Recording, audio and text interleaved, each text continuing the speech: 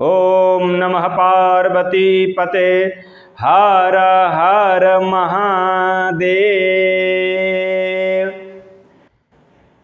शौनक जी को कथा सुनाते हुए सूत जी कहते हैं कि हे शौनक जी, अगर शिव पुराण की कथा कोई सुन ले तो उसका तो कल्याण संभव ही है।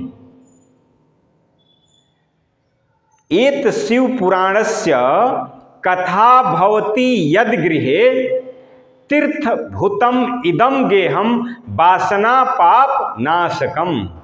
कितनी सुंदर बात कही। कहा एत शिव पुराणस्य कथा भवति यद गृहे तीर्थ भूतम इदम गेहम वासना पाप नाशनम। जिसके घर में इस शिव पुराण की कथा होती है उसको कहीं भटकने की जरूरतें नहीं है, क्योंकि उसका घर सभी तीर्थों के समान हो जाता है। जिसके घर में शिव पुराण की कथा होती है, जो लोग कथा सुनते हैं वो तो साक्षात शिव के समान हो ही जाते हैं। जिसके घर में इस शिव पुराण की कथा होती है तो वो कथा सभी तीर्थों का आश्रय उस घर में हो जाता है। गोस्वामी जी ने एक सुंदर बात लिखा कि चरण राम अरे तीरथ चली जाही, आराम बसहूँ तिनके मन माही। तीर चरण राम तीरथ चली जाही, आराम बसहूँ तिनके मन माही। गोस्वामी जी कहते हैं कि हे मेरे श्री राम जी, जिन भक्तों के चरण किसी भी तीर्थ में चले जाएं तो आप उनके हृदय में अवतरित हो जाइए। तो जब आपका घर ही तीर्थ हो जाएगा तो कैसे भगवान हृदय में नहीं रहेंगे। जिस तरह से तीर्थ में पैर रखने से भगवान हृदय में हो जाते हैं, उसी तरह से शिव पुराण की कथा अगर घर में होती है तो पूरा घर ही तीर्थमय हो गया। फिर वहाँ किसी तरह की न विघ्न है, न प्रेत बाधा है, न पितृ बाधा है, केवल सुख शांति समृद्धि का भंडार हो जाता है। ऐसी है शिव पुराण की कथा। लेकिन मान लो जब शरीर चलने लायक नहीं, अरे जब तक शरीर में ताकत है तब तक तो तीर्थ जा सकते हो, लेकिन शरीर में चलने की क्षमता नहीं रही तो क्या हो भाई। तो भगवान शिव पुराण की कथा घर में कराओ, सारे तीर्थ तुम्हारे घर में चले आएंगे और तुम्हारा जीवन धन्य हो जाएगा। अब भगवान शिव की कथा को प्रणाम किया, सुंदर है। सूत जी ने कहा कि वंदे शिव पुराणम ही सर्वदा प्रसन्नधि, शिव प्रसन्नतां या ददया स्वपदो योरतिम। कहा कि इस शिव पुराण की मैं वंदना करता हूँ। यह शिव पुराण हमेशा प्रसन्नता देता है और अपने स्वधाम में जो लोग इस शिव पुराण की कथा सुनते हैं वो शिव धाम के अधिकारी हो जाते हैं। ऐसी सुंदर शिव कथा है। अब शौनक जी ने थोड़ा सा भजन गाया। कहा भोले तेरे चरणों की अरे गर धूल जो मिल जाए, कहता हूँ मैं बाबा तकदीर संवर जाए।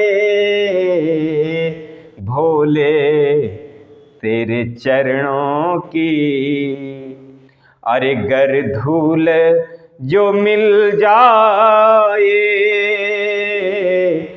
कहता हूँ मैं बाबा तकदीर संवर जाए। तो थोड़ा सा भजन हुआ। शौनक जी ने सूत जी से पूछा, महाराज यह इतनी सुंदर कथा है तो कैसे कैसे पापी इससे तर जाते हैं। अब जिस तरह पुण्य के कई प्रकार हैं उसी तरह पाप के भी प्रकार हैं। धर्म का है ना, धीति क्षमा दमो अस्ते, शौच मिनिंद्र निग्रह, धी विद्या सत्यम क्रोधो दशकम धर्म लक्षणम। यह धर्म का 10 लक्षण है। उसी तरह भी पाप के भी कई प्रकार हैं। महापापी पापा, मानस पुण्य हो ही नहीं पापा। ये लोग जो पिताजी को पापा कहते हैं तो पापा का मतलब महापापी, मानस पुण्य हो ही नहीं पापा। और ते रुग्र जायते पापा, असत्यम धी वक्तम पापा। तो ये पापा शब्द जो है महापापियों के लिए है पापा। लेकिन बच्चे कहते हैं, हमारे यहाँ तो कितनी सुंदर सुंदर शब्द है, पिताजी बाबूजी यह शब्द हैं, लेकिन लोग पापा करते हैं। तो पापा का अर्थ होता है महापापी। यही पूछा कि महाराज कैसे कैसे पापी इस कथा को सुन के तर जाते हैं। के विशुद्ध तनया कथया पापन कलौ। पापी भी बड़े प्रकार के होते हैं, जो खाते पीते चलते फिरते केवल पाप ही कर्म में लगे रहते हैं। ऐसा कोई कार्य नहीं हो कि बिना पाप के उनका कार्य हो। ये मानवा पापरता दुराचारा खलाह। ऐसे पापी भी मुक्त हो जाते हैं जो परद्रोही हैं, पर दरदारा हैं, दूसरे स्त्री पर ध्यान देने वाले हैं, दूसरे का धन लेने वाले हैं, है ना। तो ऐसे भी लोग हैं, ऐसे भी पापी तर जाते हैं। कैसे? गोस्वामी जी ने कहा कि परदोही परदार रत, पर धन पर अपवाद, ते नर पावर अरे पाप में देह धरे मनुजात। कहा कि जिन लोगों का ऐसा लक्षण है वह शरीर तो धारण किए हैं लेकिन वो महापापी ही हैं। इसलिए शिव पुराण की कथा सुनिए। सदा सेव्या सदा सेव्या सदा सेव्या विशेषतः।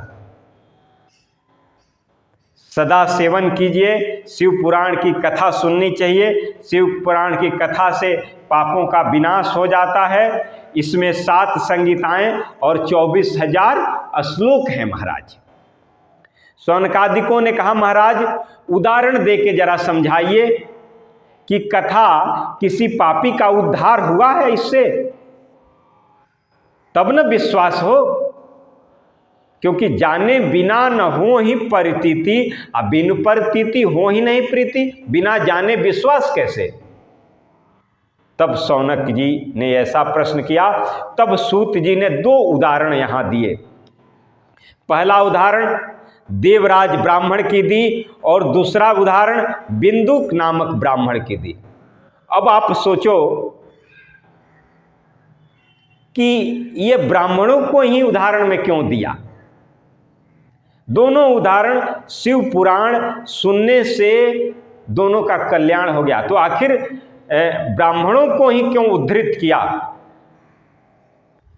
आगे की कथा में आएगी कि ब्राह्मणों को ही क्यों उद्धृत किया। कहा कि महाराज जब ब्राह्मण इस समाज के अग्रगण्य हैं, उनके पद चिन्हों पे दूसरे लोग चलने वाले हैं, तो जब वही निंदित हो जाएगा तो दूसरे की क्या कहें। इसलिए ब्राह्मणों की उपमा दी। कहा कि आसीत चिरात नगरे ब्राह्मणो ज्ञान दुर्बलः। पहले देवराज ब्राह्मण की कथा सुनाई देवराज इच्छातु विश्वतत्र वंचकः। कहा आसीत नगर, आसीत चिरात नगरे ब्राह्मणे ज्ञान दुर्लभ, देवराज्य इच्छातु विश्वतत्र वंचकः। सूत जी कहते हैं कि चिरात नगर में एक ब्राह्मण रहता था। चिरात नगर में एक ब्राह्मण रहता था जो बड़ा ही अज्ञानी था। ब्राह्मण का अज्ञानी होना ब्राह्मण के मुख पर तमाचा है। ब्राह्मण कैसा भी हो, अज्ञानी ना हो। ओम नमः पार्वती पते हर हर महादेव।